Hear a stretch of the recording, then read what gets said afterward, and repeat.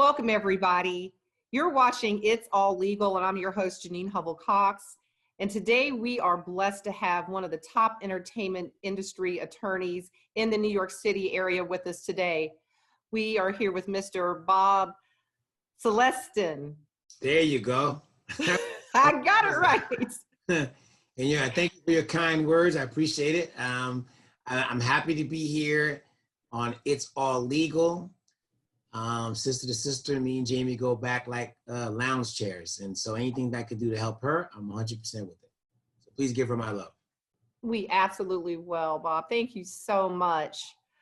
So I want to start out by just briefly talking about your educational background.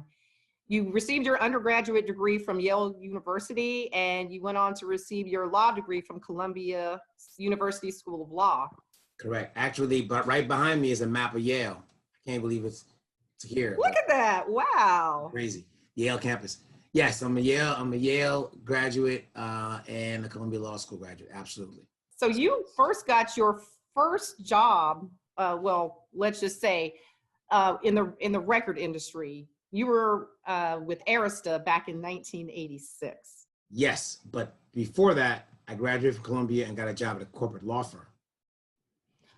Okay. On Park Avenue, I wore a suit every day. I was doing asset-based financing, basically working with banks. And, you know, because I couldn't get out, you couldn't get out of law school and get a job straight away, entertainment law firm or media company. They always wanted you to have a couple of years of experience. They wanted you to be seasoned a little bit as an attorney. Right. So, you know, and the average time is anywhere from 2 to 3 years that they want you practicing before they'll seriously consider bringing you in, right? Right. That rule to some extent still exists, right? Oh, absolutely, yes. There's been some exceptions, but that was it. So, you know, I got out, I was able to work at a pretty prestigious corporate firm, you know, made some money, paid down a lot of my student loans and stuff like that. And, but again, you know, once I got to about 2.5 year mark, I started looking around like feverishly to get a job. I was like, 2 years is up. Resume. It's time. It's time, exactly. And that was during the time that I met, you know, Andre Harrell at the time. But he was very early on at the beginning of Uptown, and he really didn't have the money to pay me. I was like, look, I got loans to pay and the whole nine. So then I got a job with Arista Records in their legal department. Okay. And that was the home of Whitney Houston, and it was owned by Clive Davis, who in his other life was an attorney, right? So that's when I first started learning the legal aspects of the music business. Okay. I mean, and that's important. Yes. That's an important marker right there. Correct. So I got a chance to like, okay, start understanding the business of music, right? So I had been a DJ and was playing music, right? Right. And then I graduate, and now I'm trying to understand, oh, this is how the records are made. Like, this is not how the records are made, but this is the business behind how the records get made. So at the time, Arista had an artist, you know, Whitney Houston was one of the biggest artists on their roster, and they were in the midst of renegotiating her second album. Okay. So I got a chance to kind of sit in on those negotiations and see, oh, wow, you know, the leverage she had and, you know, the amount of money she was getting. I was like, it was pretty cool. So back then, did artists really have, such as Whitney, did they really have a huge say-so as far as their contracts were concerned? I mean, they had leverage to get the most money they could, you know what I mean? Like, right. Beginning of any artist's career, you don't have a lot of leverage for the most part. Right. So what Arista did was, you know, Clive found her as a raw talent and put the resources in to develop her. And we learned subsequently when we find out about the history of Whitney Houston was that she was never really that polished, you know, woman that she was portrayed to be when she did her earlier records. Right. And so once she developed, you know, she had gotten a certain level of, you know, popularity and was selling a lot of records, she was able to go in Clive and said, no, we have to go to a different direction. I need to be blacker. I need to, you know, be more of myself. I'm a hood chick from Jersey. You know from Jersey, right. Right. And he valued that input from her. Yes and obviously. no. He wanted her, but he had no choice at that point. Right. You know, ultimately at the end of the day, she started, you know, hanging out with Bobby and all these different things, and you know, the rest of this is history. But anyway, Right. yeah. So the leverage for an artist, you get that when you have success, right? When Right. success, because you can always say, oh, you're not going to give me what I want. Well, I have laryngitis and I can't go into the studio. And the record label wants you to put another record out. Absolutely. Right. So that's the leverage that artists had. Oh, you know, I got laryngitis. I can't. Oh, I I can't. can't sing. I can't perform. I Yeah, can't go into the studio today. exactly. Until my contract gets better. Gotcha. Right. So, and that's part of that. It's like it's an unwritten rule that when an artist is successful in the music industry, whatever contract he or she signed in the beginning, there's room to improve it. Right. Absolutely. I think that just goes across the board. Correct. So, so after Arista, I ultimately ended up working with Andre Harrell at Uptown Records, and you know that was a great. I look at that time period with a lot of fondness because I wasn't just a lawyer, so I was able to continue my legal education because Uptown was represented by, you know, one of the premier entertainment firms, you know, in the U.S., a firm called Grubin, Dursky and Schindler. And so I would always kid them. And I was like, you know, I was the sort of the black associate they never had because I was Okay. in their office. Right. It was a primarily Jewish firm, but they taught me really well. They treated me very nicely. I learned a lot. While at the same time, you know, they started training me to do the day-to-day legal work, right? And they would help Right. supervise me and train me. They really took the time to train me because that's something that lawyers need is training. Absolutely. I could build on the education that I had received from Arista, right? So, Right. but then at night I was in a recording studio. I got a chance to be in studio with Mary or with Teddy Riley, with Jodeci. So you were there when the New Jack Swing movement basically was coming into play, I remember which Andre, was an important era in it all in itself. right. The value or the importance of Uptown culturally was that it was the first company that merged hip hop and R&B, right? You had typical R&B that, you know, Babyface was doing, Whitney Houston was doing, very polished, Right. and wearing gowns and stuff like that. And then you had hip hop, which was what Def Jam was doing, which was like hip hop, boom beats, boom bap beats, rhyming, whatever. Right. Uptown came along and said, hey, you know, especially with Teddy Riley, well, what if we took an Uptown, what if we took hip hop beats and we put on top chords and melodies and stuff like this, and we put Right. singing on it, and we put that sauce, New Jack Swing, and there you know, that was the foundation of a very different kind of music, you know? Right. And we're talking about late 80s, early 90s around that time That's frame. correct. That's correct. I remember meeting, I remember Andre introduced me to Teddy and saying, hey, this kid's going to revolutionize the game. And sure enough, he did, you know? Right. So I mean, stuff. how important was it that you were able to work with Andre? I mean, and unfortunately he just recently passed away. So I mean, I can only Very, very imagine sad. what Rest you're in peace, going. Andre. Rest in peace. Rest in peace. Rest in peace. Yes. I mean, what impact did he have on your professional career? I mean, I can only imagine working alongside a entertainment genius, entrepreneur icon. Absolutely. Well, first of all, you got to understand something. I mean, the benefit, first and foremost, from working at Uptown was that I was working for a Black company. Absolutely. So when I was at Yale, there were upperclassmen. You're a freshman and you have these upperclassmen that, you know, basically are introducing you to Yale. And, you know, they pulled me aside, me and my other classmates coming in and said, listen, don't think you got into Yale just because you had, you know, high SAT scores and all that. I said, you got into Yale. Yale opened up its doors for you because, you know, Black people, you know, or people of color protested during the, you know, the 60s. and force institutions like Yale and Princeton and everything to open up their doors, Right. only for Black people, for Jews and for women and all that, because it was, Yale was a, white Anglo-Saxon Protestant school. You know what I mean? Right. A lot of these Ivy League schools. So the purpose of them selling me that was like, don't become like an incognito, right? Right. Like where it's like, that guy, what is the name of the brother, the doctor, Carson? Ben Carson. Ben Carson, right? Who went to Yale too. And he went to Yale when all this civil rights stuff was going on, protesting and everything. He was a medical student. And from what I understand, he never got involved in any of that stuff, right? He just really? Exactly. Wow. That's why he doesn't seem like have a sensitivity to what's going on with our people, right? Makes sense. Right. So in any way, I'm sure you went to school that, you always have these Black folk that really think they're not Black. Right.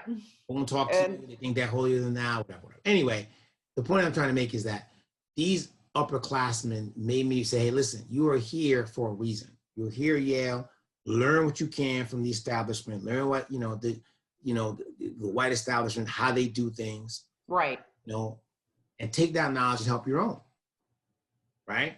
Absolutely. So here I am going uptown. So for me, part of it was like, I'm actually taking the information that I learned, working at Arista, working at a corporate attorney, how they run their business and everything, and I can bring it to a Black-owned company that is, working, or creating a product that we as Black people create. Right. So for me, it was an incredible sense of fulfillment in the sense that I was like, kind of like following, my purpose, right? Right. But at the end of the day, it was sort of brand new for everybody, right? It was brand new, like it was a relatively new art form, right? Right. And Andre didn't know anything about running a business. I didn't know anything about running a business, so it's sort of like, kind of like the blind leading the blind. To some degree, yeah. Right. Come in and bring some order, like, hey, people that works up to 10 a.m. to 6. You need to right. Be, I had to put a manual together. All these things that I had gotten from these other companies, I had to create an office manual, for up right. to, I had to be the bad guy in terms of hiring, firing people sometimes, this and that, whatever. So, but it was very, very pivotal because I got to see 360 degrees of the music industry, right? Whereas, right. If I was stayed at Arista or if I went to work for an entertainment law firm, which was courting me at the time, I would only see one aspect of the business. Right. At one time in the very early stages of Uptown, we were managing artists, right? So I was overseeing that and dealing with to manage an artist, wow. And I was so you were doing legal, you were doing management, you were doing a little bit of everything, pretty much. It was the best. And to me, that's made me a better lawyer because I'm able to see all sides of it. Right.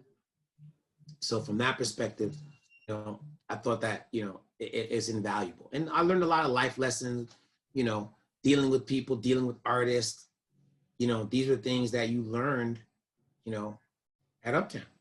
So what would you say was the one most important, I guess, lesson that you learned from being at Uptown and working with Andre that you took away with you when you went out and started your own practice?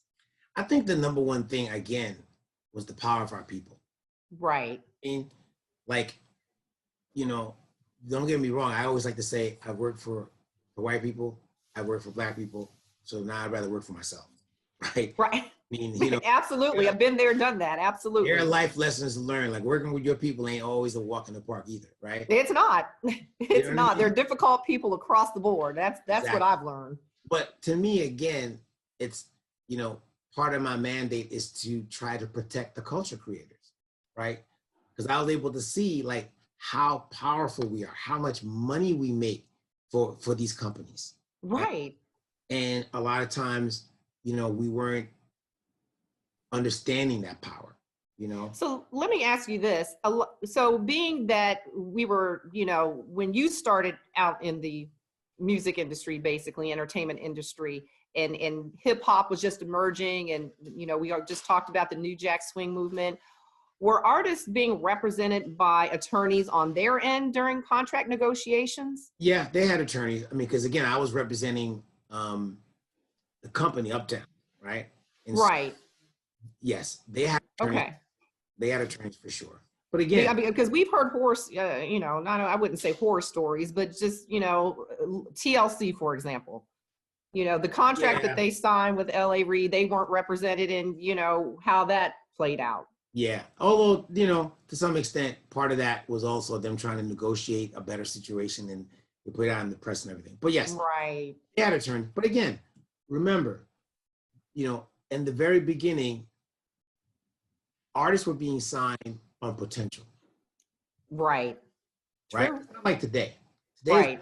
Because you can actually see an artist puts a record out, and if the record is streaming extremely well, every record label is swooping up because they're like, oh my God, you're showing us that you have potential, right? It's not like back in the day where I always say like Mary probably would not be signed today. Really? Right, because she had a tape of her singing a cover. Okay. Right, and on the strength of that tape, that cover, she was signed. Interesting. Right, and she ended up, and she had to be developed. Puffy and Andre helped develop her look, the anti-Whitney Houston, the wearing the Timberland boots, and right, baseball cap and all that. That was not something that was like, oh, let's just, that's just going to happen naturally. She was developed. Now, is that the same thing that happened with Puffy when I know Andre basically discovered Sean P. Diddy Combs. Well, so did he go through that same transition as well? Yes and no. I mean, he wasn't an artist at the time. He was an executive at the time. Right. And so then he was an intern at Harvard University and wanted to be in the music industry real bad, and would hop on the train and come down and say, please, please, please. And Andre, started off as an intern. He was my intern. Right. He was an intern for the company. Probably to this day, I always say he's probably the best intern ever, because there was nothing that you would ask Puff to do that he wouldn't do. Wow. Wouldn't complain, didn't talk about, not like these interns these days, oh, how much am I getting paid? And I shouldn't be doing this and doing that. It's like totally different situation. Like, Right. He wanted the experience. He wanted to get into that industry so bad. It didn't matter. He just wanted to learn from the ground up, basically. Right. And then then we had an A&R person, and once that person left, he stepped in and said, I want to do this, and Andre gave him a shot, and the rest of this is history. Right. Him being an artist was really Biggie saying, oh, you should get on the record. And that happened really when he left Uptown and started Bad Boy Records. And Biggie's, you should get on the record, do rapping. And that's how he started rapping as an artist. He developed himself as an artist. But he'll be the first to tell you that he doesn't consider himself a real true artist. He considers himself an entertainer. Wow. Again, he learned a lot of lessons from Andre and from Uptown. Sure. Because that's where that was the foundation for him, Absolutely. So, I mean, the music industry has I wouldn't say, maybe progressively evolved over the past 20-something years. Yes, it has. Now everything is, like you just said, everything is streaming now. So artists have more control over their content, their ability to negotiate contracts with record companies now. How has the internet affected all of this? So when you and I were coming up, the music industry was based on an ownership model. Okay. So Whitney Houston does an album, we go and purchase it, and we own it. Right. Right? We own the CD. Right? I got a bunch of CDs behind me over here. You can't see it, but it's a bunch of CDs, right? Right. So a couple of things happened. So in the 90s, CDs were the method of distribution. I remember. And that's how people consume their music, right? It went from cassettes, it went from vinyl to cassettes, the CDs. At one point, there were DATs. It's just crazy, right? It is. And so what happened is late 90s, early 2000, late 90s, this kid named Sean Fanning created this software called Napster. I remember Napster. So Napster was a file sharing software that allowed one computer, somebody who has a computer, to share with you. I could share with you something that's on my computer. Right. The kids would take the music, they go and buy a CD, they'll download the CD into the computer, Mm-hmm. send that music that was all in the file to you and to everybody. Right.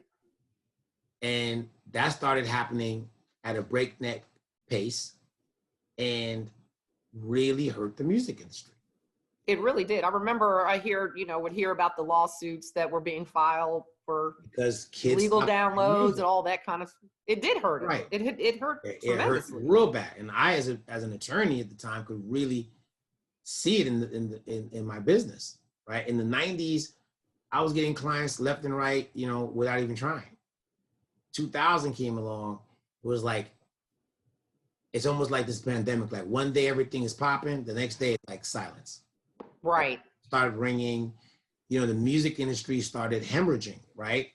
So they stopped, they weren't making as much money because kids weren't buying CDs. And if they're not making that much money, they're Right. signing artists. If they don't sign artists, then it's hard for independent attorneys like myself to, continue thriving.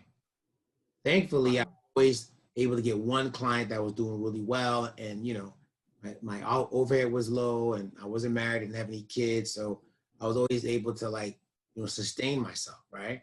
Right. But it really hurt. So, of course, the record label started suing. They sued Napster, they sued LimeWire, all these whatever. And then a few years later, Steve Jobs creates iTunes.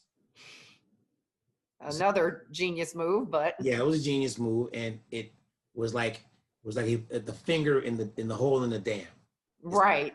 There's still water leaking, but there's a finger in a couple of holes of in the dam, and that started helping. Okay, the kids were like, well, for 99 cents, instead of me getting this, bootleg version from the computer, it doesn't sound good. I actually can go to the iTunes store and, listen to the record digitally, whatever. Right. And then a few years after that, this guy named Daniel Ek created this software called Spotify. And that has made all the difference in the world, right? Absolutely. That was the platform. It is so lucrative now, streams, where the deals that I'm negotiating for my young clients are 7-figure deals. So in a way, and we're talking about on a first project. We're not even talking about Whitney got to 7 figures when she was on her second album or third album. Right. Second album. We're talking about, kids that are getting high 6-figure or 7-figure advances. And right? this is because of social media as well, correct? Well, social media is the marketing tool. Right. Right. And so now with the advent of the internet, when you ask the internet changed things, well, we went from an ownership model, and even iTunes was an ownership model because you could download the song into your phone. Right. Daniel X says, wait a minute, I bet you if I come up with a model where people can pay a monthly subscription but have access to all the music ever created, that's going to be the way to go. So from an ownership model, the music industry is now an access model, where for $9.99 a month, you now have access to all the music ever that you want to hear. That you want to hear, exactly. So if I want to hear, old school Teddy Pendergrass, I go, as opposed to me having to go down to my basement and try to find all the old Teddy Pendergrass records that I had. Listen to WBLS or whatever with the hopes that they'll play a Teddy Pendergrass, whatever. Right. I have the ability to go and listen to anything I want, right? Amazing. Just by paying a monthly access. So I don't own it anymore. I don't own it, but I have access to it. You have access to it. Absolutely. And I that has mean, made all the difference in the world. it's just amazing, just the progression of how the music industry has changed over the years. And I'm sure it's going to continue to evolve. Correct. But I mean, you talk about representing young artists. Your client, Tekashi 69, I mean, basically blew up Instagram over the weekend. Unreal. He did. And I know that you've represented other artists such as Pop Smoke, who unfortunately lost his life a few months ago. Yeah, and may he rest in peace. sending condolences out. But I just read that he was posthumously, his single Dior reached platinum status Yes. recently. And the Welcome to the Party is gold. Absolutely. I So, mean, I just want to talk about how in his short career he was able to accomplish that. Well, interesting, because he was referred to me by a client, right? Another client. Okay. These people. So I've represented designer. I've represented the late XXXTentacion. Yes. Right? Who tragically lost his life as well. It's just, yeah. I mean, it's really been, it's emotionally, like, it's tough. Like right. I've never experienced anything like this before in my life. You know what I mean? And Right. it was tough. That was very tough, because I really had a real connection to him. Connection to them. You know what I mean? I mean, they're your clients. I mean, yeah, they I look up to you. That's exactly right. It's more than just a client, lawyer relationship. You know, Right. really, to some extent, they'll confide in me about a lot of things, and so that really hurt. And I'm sure. but a lot of these clients have been referred to me. Okay. Right, from other clients. So I did, if you do good work for a client, they say, hey, somebody says I'm looking for a lawyer, they say Bob. So I've been right. I can relate to that. Right, exactly. So I've been very fortunate. I've tried to do my best to maintain a good reputation and right. represent people to the best of my ability, be as ethical as possible. So in this stage of my life, I've developed, a pretty decent reputation. And so people will, send clients my way or say, hey, go talk to Bob, right? Right, because they trust you. Yes, right? I like to think so. So, but again, I'm not always up on who they are. So when Pop Smoke would approach me, and there were some record labels that were interested in him, right? Okay. I remember me and him were walking to Universal Records, which is maybe about 3 or 4 blocks away from my office. I'm on 51st Street. It's on 55th, I think, or something along the line. Okay. I remember I'm walking up with him, and then he passes the little girl. The girl turns around, Pop, can I get an autograph? Can I get an autograph? Wow. Oh, no, can I take a picture? Can I take a picture with you? She goes, does a selfie, and she runs away, gives it. And I'm like, wow. Right? I had never heard of the guy before. So he had developed a following online. This is the way it starts. Oh, right.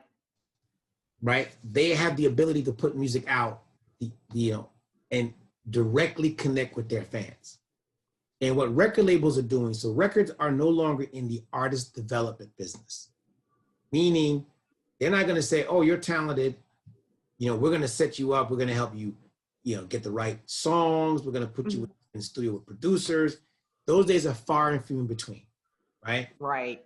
They're looking to see, oh, wow, you've developed an audience, a fan base on your own.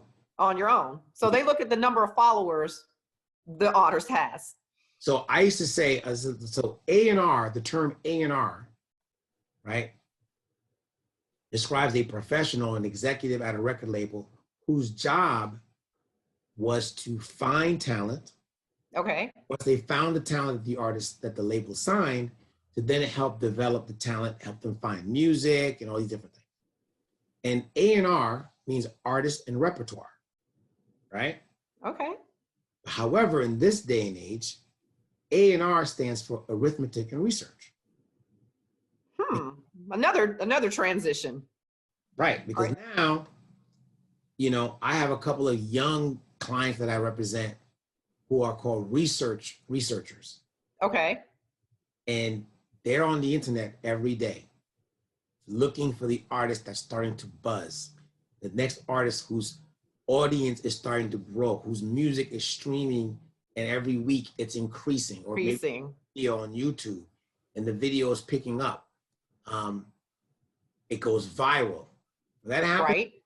the best for me, it's the best thing, because now what happens is I just closed a deal last week for an artist where 1, 2, 4 different. Are you able to divulge that artist's name by chance? I guess at this point I can. His name is Stay Solid Rocky. All right. Stay Solid Rocky. Stay Solid Rocky. It's all one word. Stay Solid Rocky. He has a song called Party Girl that's blowing up on YouTube. All right. So audience, you hear that, right? Yes. Go support my man, Stay Solid Rocky. You heard it here first. That's right. He has a song called Party Girl. It's a pretty cute little record. And that record's blowing up on YouTube. And also on TikTok. So TikTok is now sort of like an artist discovery tool. So if you're on TikTok and kids start making these dances. Yes. My kids, my teenagers, yeah, they're TikTok fanatics. There you go. And that's where the labels are spending their time and research to see, well, what's going on in TikTok. And there's a real competition among these labels because they all want to get what's known as market share, right? Okay. They want to have the most number of artists that are doing the best in terms of streaming, especially for a lot of these executives, because come Christmas time or at the end of the year, their bonuses are based on how much market share you have. Gotcha. So there's a real intense competition. When you can have more than one label that wants an artist, that puts the leverage squarely in the artist side. And me as an attorney, I'm in a better position to negotiate a better, more advantageous deal for the artist. Right. And I'm just going back, because I guess to me, this came to light with Prince regarding how important it is to own your work. And now these days, artists are able to do that. Yes and no. I mean, so Prince's situation was a little different. So okay, was a recording artist on Warner Brothers Records. Right. Warner spent the money, millions of dollars, to market and promote him to make him Prince. So part of the problem was Prince was a little bit ahead of his time in the sense that Prince had so much music, he just wanted to keep putting the music out. And the record labels had marketing and promotional type of schedules. They had a plan. Well, we still have your old album, or we're putting another single out. We cannot flood the market with more music, Prince. Right. Can't do that right now. Just wait. Now, I don't want to wait. I want to be able to put music out whenever I want to put music out. Which is fair. Yeah. And that's much more reasonable in this day and age, but back then it was a little different. Right. And I was just going to say, right. had that argument been made now, right. It wouldn't be an issue. Right. So part of the argument, like people don't know this, is like, he's like, well, in that case, release me from my contract so I can go do my own thing. Right. So it wasn't necessarily that they were trying to keep him from being creative. It was just that they were trying to control the outflow of music. Okay. Back then kind of made sense for them, right? Right. Before we're able to maximize the potential of this single, When Doves Cry, you're putting another record out, that somehow will take the consumer, the fans away from this to something else. Then you want to put something else. That doesn't make sense. So thank you for clarifying that for me. Yeah, people always say, oh, he wanted it back. So yes, ultimately he wanted to get his masters back, but he didn't get his masters back from Warner Brothers, from what I understand, right? Warner Brothers still controls the masters on those earlier songs. Right. Forward, he's like, okay, now I'm free. I'm going to control my masters, right? Right. All that means is that you're in control of the recordings yourself. You own them, right? Right. Labels are in the business of acquiring masters. That's their business model. And to some extent, see, one of the things about being a lawyer, you're supposed to be able to see both sides of it. Right. And I myself, a few years back, I tried to do an independent label thing, right? Okay. And I did read about that. I borrowed money, you know, to put her artist out and, you know, record him, shoot a video, do all these different things. The artist flaked out on me, whatever the case may be. And I'm like, oh, now I can understand what record labels do. Okay. Had it not been for the record labels spending the millions and millions of dollars that they did, who would know about Prince? It's the record labels that got his record on the radio. Right. Labels that got his videos produced and put on MTV and all that, right? So it's always, they always try to paint the record labels as the bad guy and say, oh, well, you didn't do anything. No, they did a lot. Now, are they, you know, does that mean that you don't make sure that every I is dotted and every T is crossed? Of course. Right. Traditionally, record labels are always going to be like, oh, let's take a little skim off the top, right? Right. But given at the end of the day that they make you stars, right? Mm-hmm. Kind of important to understand the benefit of them too. You know, right. Is the devil. Right. So, I mean, where we are today in the music industry, where is there left to go as far as format? Is there anywhere left to go? You mean genre of music? Is that what No, not genre. I mean, we have streaming. I mean, there's Correct. As far as, is there anywhere else as far as the way music is distributed or distributed? Right. Consumed. I don't know. I mean, maybe streaming is the thing about streaming is that there are areas of the world internet hasn't really permeated yet, right? So the other day, one of the benefits of being at home is I get a chance to be, you know, I'm in the stock market, so I get a chance to like watch CNBC, which I've right. never, you know, I don't have a TV in my office, so I'll go the whole day and not see what's going on, right? Right. And then they had Daniel Ek, the chairman of Spotify, they interviewed him. And he's like, hey, India is starting to open up. You know, we're starting to look like India. Right. Parts of Asia still, China still is not up and running. We got Africa that has to come online. So their attitude is like, we're just starting. Like the streaming is just at its very early stage. Okay. There's other parts of the world that still don't have access to the internet. Right. So, I mean, that's true. So from his perspective, you know, there's so much more room to grow. And that bodes well for our culture. Right. We the shit at what we do. Absolutely. We're the ones who bring the swag. We're the ones who bring the flavor. And we're being emulated all the time. Right. And when other cultures see us, they are inspired to do what we do. That is so true. So and then along comes this thing called the pandemic and kind of forces everybody to go further online, you know, forces artists to have their content aired solely online. Well, right now, I talked to a couple of record label executives. The streaming, there was a slight decrease in streaming. Okay. Yet make the record labels like, oh my God, you know, because I can tell you, I'm very busy, thankfully. Right. I don't take that for granted because I know there's many of our fellow citizens that are really messed up right now. Absolutely. So I take that, I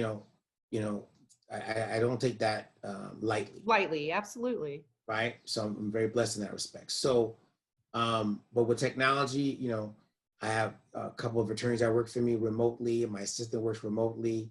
You know, technology, you know, has allowed me to stay in business. Right. Right.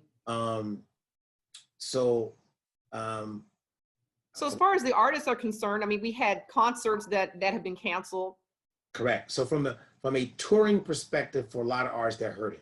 Right. Right. For a lot of artists, the way they make their immediate cash is by doing performances. Right. Performances.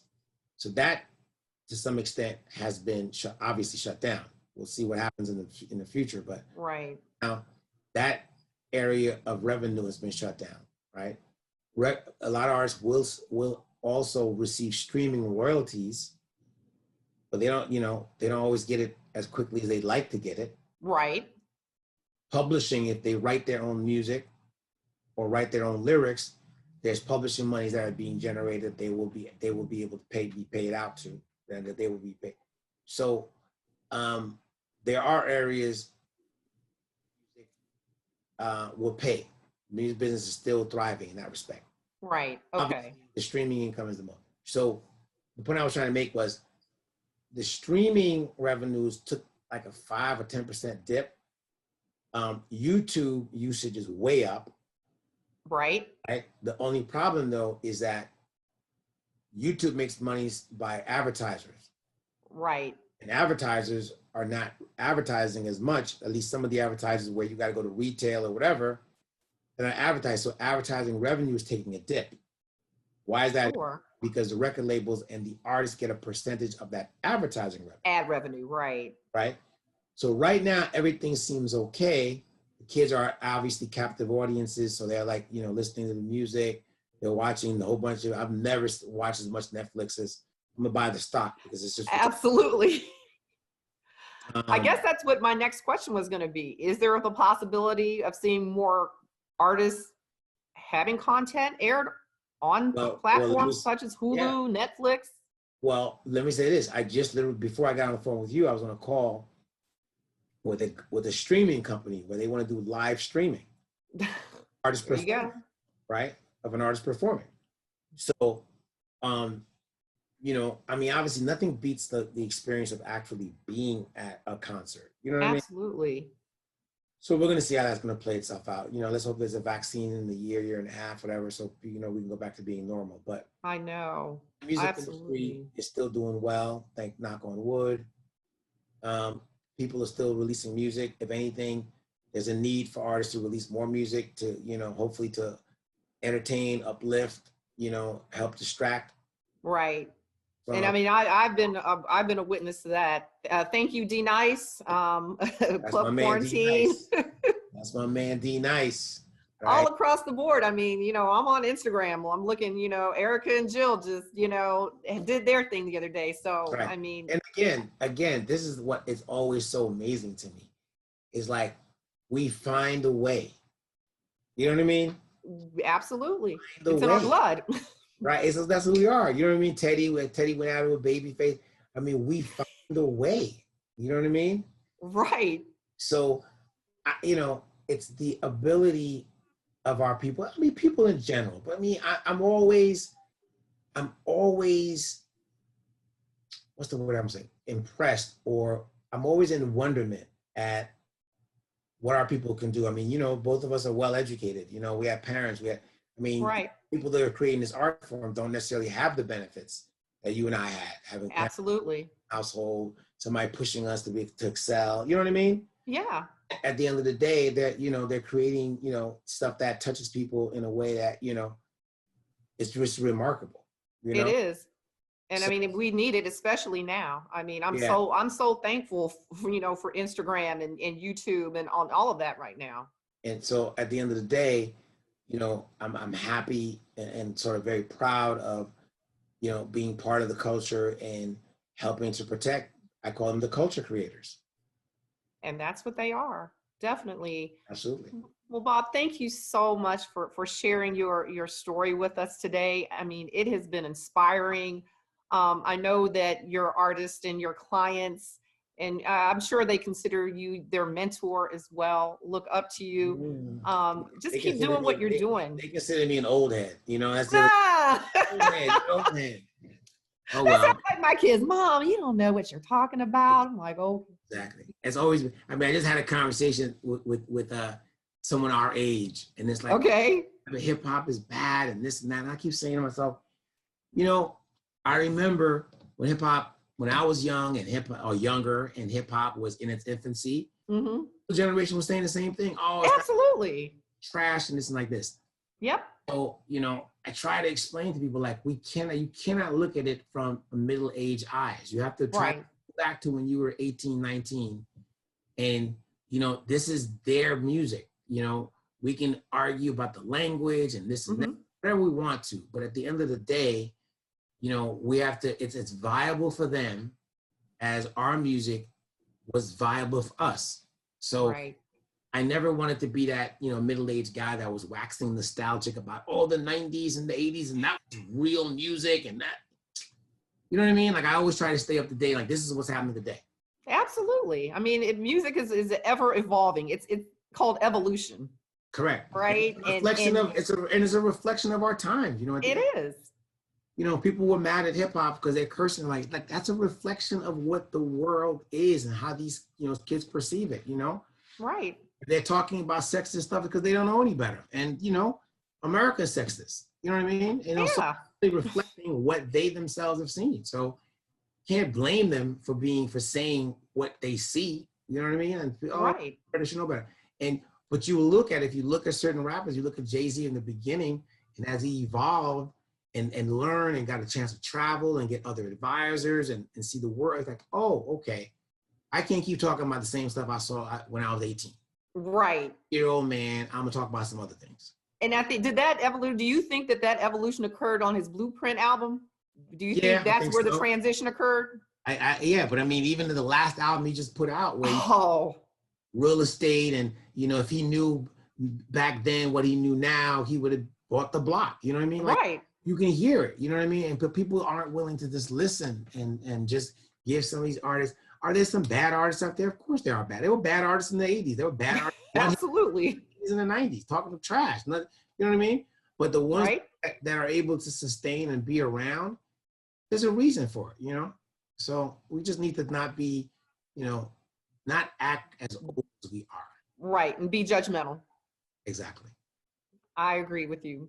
Bob, thank you so much for being here with us today. It's been our pleasure. For having me. This was fun. Let's do it again. Absolutely.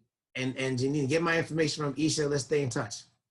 That sounds good. I appreciate it. Can you give us a shout out to Sister 2.0? This is Bob Celestin, and I'm over here vibing out to Sister 2.0 with my girl Jamie, Janine, and Aurora G. Hey. Thank you.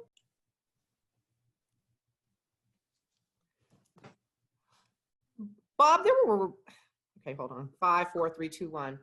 Bob, there were reports of artists such as Mase, who felt that he was, quote unquote, raped as far as his recording contract was concerned. Have you ever had clients come to you from situations like that? And how have you dealt with those clients? Yeah, I think in the Mase situation, he was talking about his publishing, right? Okay. So this is the way it normally works, right? He signed a recording agreement with Bad Boy, right? Right. In the agreement, Bad Boy said, we're going to be co-publishers with you on your compositions. So the lyrics that Mase writes, the revenue that's generated by those lyrics, otherwise known as publishing, Bad Boy gets a part of it. Right. What the problem is, and again, I haven't seen this, the contract, but if I remember the contract that I did see at Bad Boy, he didn't take 100% of their publishing. And this is where it's a real tricky, because what the artist says, especially in this day of social media, is taken as fact. Absolutely. Right? So he's like, oh, Puffy, you have my contract. You got it. First of all, this is a business.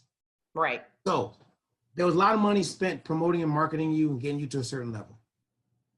The publishing, at the end of the day, if it's a true co-publishing agreement, means that out of every dollar of publishing income generated, the artist gets 75 cents, and Bad Boy Publishing would keep 25 cents. Okay. Hardly sounds like you're being ripped off. Right. Right? Hardly sounds like that. Now,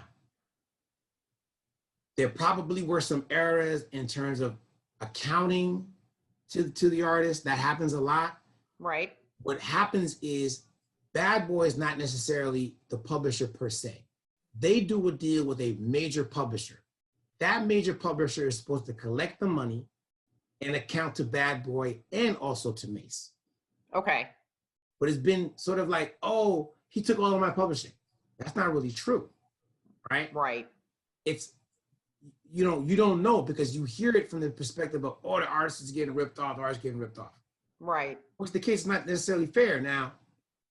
And they had art, and they had attorneys. Right. Part of the problem with a lot of artists, you hear them making that noise when they don't have any money.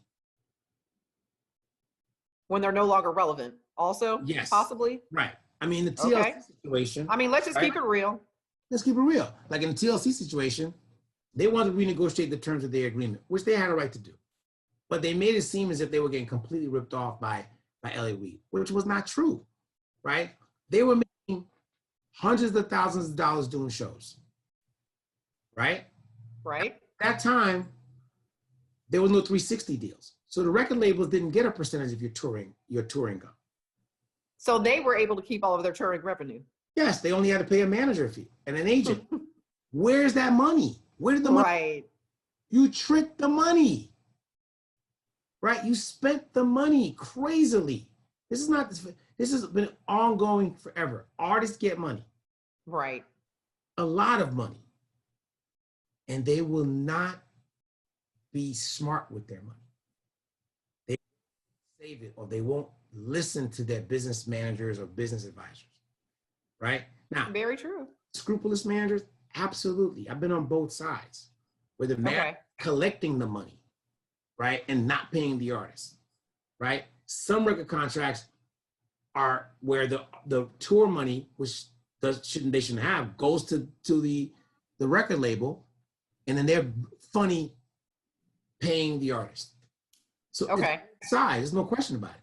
But a Right. lot of times, when you're very successful, and look, I give them a credit, I give them a break. They were younger at the time. Young people will make mistakes. I made mistakes with money, right? When I was spending money on artists, I should have been putting that money in stocks and buying some real estate, okay? Right. So, but the difference was I got a profession. I always knew I was going to get the money back, one way or the other, right? Right. So at times, and now we're hearing a lot of it. It's like, oh, you hear Megan Thee Stallion. All of a sudden, she's got this. Oh, I didn't know what I was signing. I did this and that. No, you had somebody help you. You knew. You and your mother read had an attorney, I believe. That you did deal with it. All of a sudden, it's a negotiating tactic, in my opinion, using social media to do it. Because again, look at my numbers.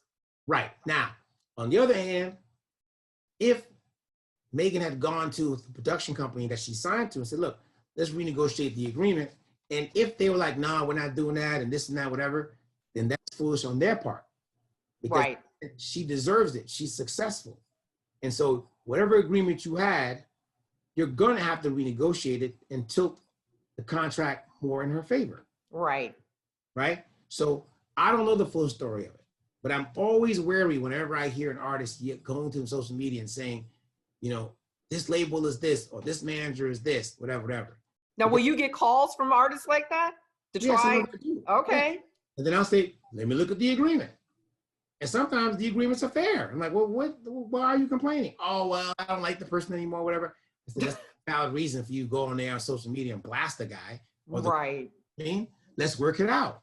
You know what I mean? Absolutely. There's some contracts that are like, why'd you sign this? Oh, I said, you have a lawyer review? Yeah, I have a lawyer review. Who's your? Well, my cousin that was in law school, and they were There you go. here. And I'm like, really? Meanwhile, you got a chain on that's worth at least $10,000. You can just hire a lawyer to do it? Right. One in the entertainment field. Exactly. You know what I'm saying? So it's just one of those things. But again, as an attorney, I'm always trying to keep things balanced. You know what I mean? Right. I'm not going to sit down and say that every record label or every manager is fair, because I've seen them do some crazy and unfair things to my clients. I'm sure. Token, I've seen my clients do some dumb stuff too, and unfair stuff that, they have a manager that's been with them since day one that spent a lot of time and money, and now somebody else comes and whispers in their ear and says, hey, I can whisper in your ear, the grass is greener on my side, and next thing you know, you're firing the manager, they didn't even do anything wrong. Right. And you're not paying them their commission. I mean, it's both sides, you know what I mean? Sure. And I always make sure my clients are like, be fair.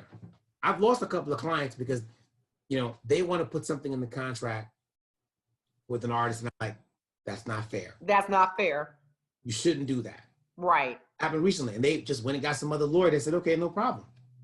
And I'm like, okay, well, that's on you. I'm not going to do that. Like, part of my job is to advise you and say, listen, you don't want to do this contract and have an artist sign this contract, because at some point if they're successful, Mm-hmm. a lawyer up, and they're going to look and say, oh my God, you ripped me off. Right. I try to do something that's a lot fairer now. Then avoid a lawsuit down the road. Correct. Absolutely. Correct. You know what I mean? So, but some people don't want to hear it. So that's my job. That's what we do. I mean, sometimes our clients listen, sometimes they don't. And That's correct. you know, we All have you to do- make that decision. All you have to do is our job is to advise and counsel. Absolutely. That's what we do. It's up to you. And we do it. And we do it well. Absolutely. Thank you, Bob. No problem. Thank you, Janine.